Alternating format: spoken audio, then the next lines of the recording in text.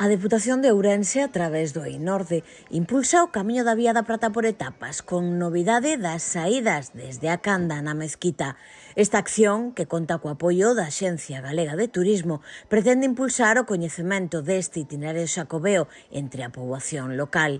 A Vía da Prata por etapas, que inclúe guía e autobús, permite realizar os diferentes tramos do Camiño Mozárabe durante varias xornadas, podendo optar os usuarios por facer etapas soltas ou inscribirse en todos os tramos.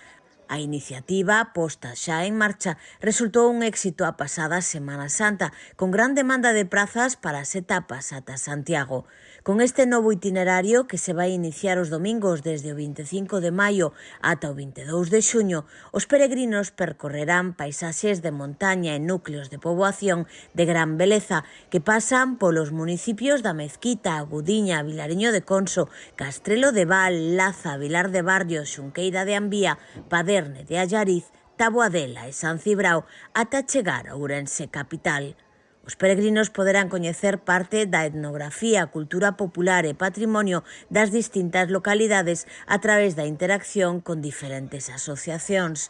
Ademais do Camiño Mozárabe pola provincia de Ourense, nos domingos de setembro e outubro tamén se retomará a Vía da Prata por etapas desde Ourense a Compostela. Para quen realice as 5 etapas, entregaráselle un documento acreditativo dos 100 kilómetros no itinerario mozárabe na provincia.